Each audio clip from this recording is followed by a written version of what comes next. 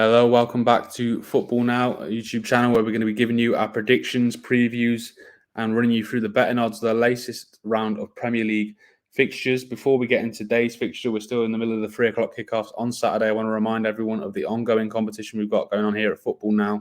As you can see, you can win a football shirt of your own choice, subscribing to the channel and leaving a comment in this video and all the other videos we've done. The more involved you are, the more likely you are to be pulled out as that winner. The decision will be announced on our Twitter at FootballNow_1.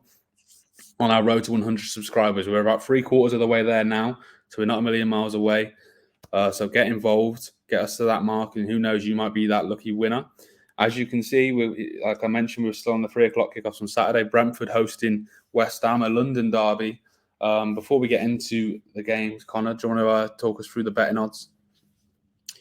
Yeah, I think the betting odds reflect the recent form of both of the sides. West Ham started the season well, but have dropped off a little bit in the league at least.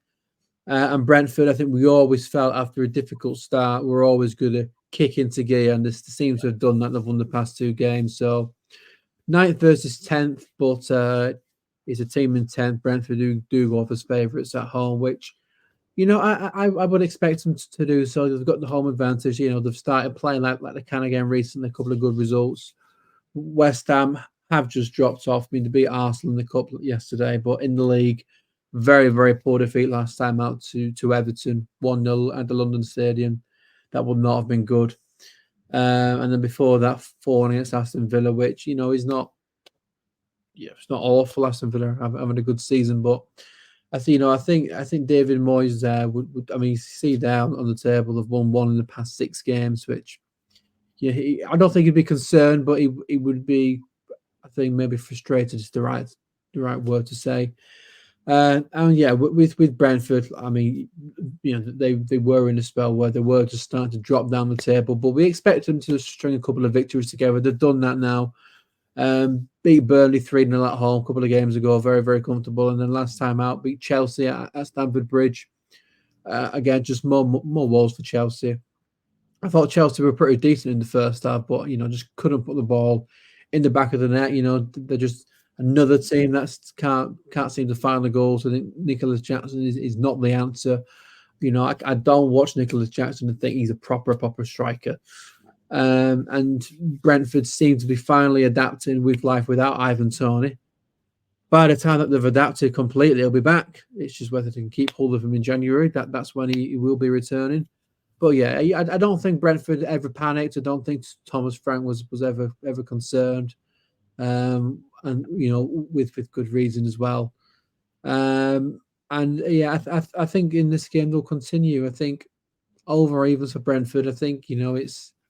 I don't think it's the safest evens in the world. I mean, you know, it's not too dissimilar to the odds you were getting for Wolves to beat Sheffield, and I think that were more safe. But yeah, I think with the form that West Ham have been in past couple of games, I think Brentford do go off probably rightly favourites, but I think nearly 3-1 there on the draw is pretty good value, actually, because I don't think there's loads between these two sides. I mean, we saw on the table there, it's 9th versus 10th, so I think nearly 3-1 on a draw is pretty good. You know, Brentford are favourites, yes, but I don't think they're that favourites. No, you mentioned the return to form for Brentford, if you like. A couple of weeks ago, we were saying they're better side than they'd shown. Like, I don't think there was ever any danger of them getting relegated or in that relegation scrap, but we were saying if you don't put those points on the board, there is always that risk that you do get dragged in. I think you mentioned Leicester last year, who eventually did go down, despite many feel they were far too good to go down. But if you look at Brentford's last 3 games, I know they've won their last 2, even the 2-1 away loss to United in the league. You know, they were 1-0 up with minutes left, and McTominay comes on and grabs 2 goals. Before that, there was a 1-1 draw away to Nottingham Forest as well, which is never a bad result.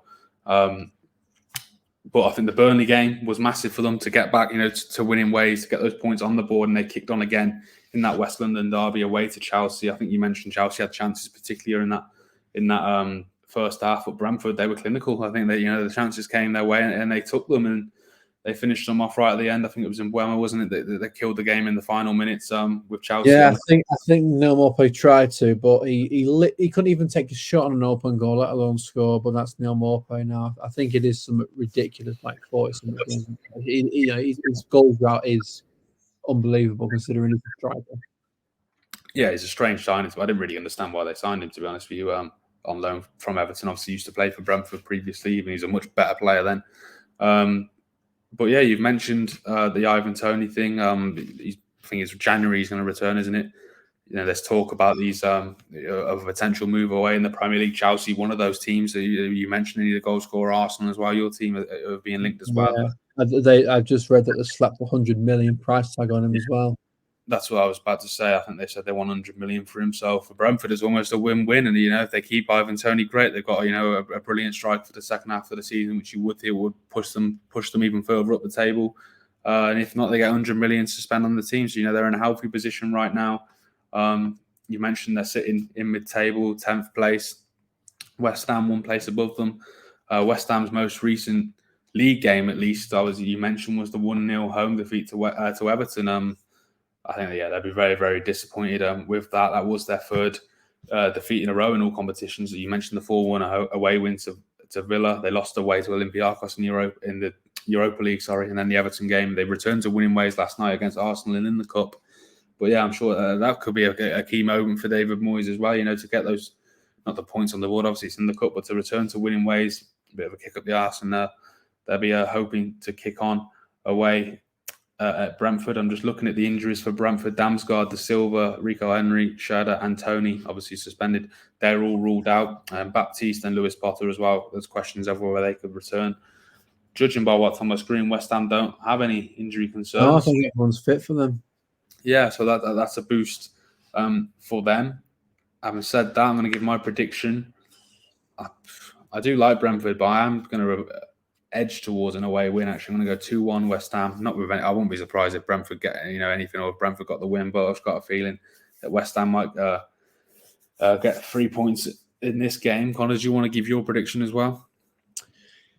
Yeah, I think key to this game is good. It will be the form of Jared Bowen. I think he's been fantastic. I think he scored last time out against Arsenal as well. I think he was the most threatening player against Everton. So I think he'll be instrumental in this. I don't see Brentford living up to their favourites tag. I don't think they'll get the 3 points, but I can't go quite as far to say West Ham picking up the 3 points. So I'm going to go with a 1-1 draw, which I think both teams will take. When it's 9th versus 10th, I don't think either team could be unhappy with the 1-1 draw. I think Brentford will be disappointed not to continue their winning form, but it would be a good point for West Ham just to start getting those points back on the board in the Premier League and just keeping that top table position. Yeah, definitely. I don't know if I mentioned we got our own head-to-head predictor going on here. As you can see, I've taken the lead. Connor's probably going to have a go at me if I keep mentioning that in every video. But you get 3 points. Don't worry about it. I'm just pacing myself. Slow and steady wins the race. You get 3 points for the correct result, correct scoreline. 1 point for the correct results. You can compare how you do compared to us. Let us know in the comments below. I've mentioned the ongoing competition as well at the start of the video to get us to 100 subscribers to win a football shirt of your own choice. Subscribe to the channel, comment on this video or the other videos we've done to boost your chances of being pulled out as that lucky winner. You can follow us on Twitter at footballnow_1 as well. That's where the decision will be announced when we do hit that 100 mark. I think we're over 3/4 of the way there now, so fingers crossed it will be soon. Thank you for watching this video. We're going to carry on our previews for the rest of the games on Saturday, Sunday. I think there's a game on Monday as well in the Premier League, so get them on the channel. We'll see you over there.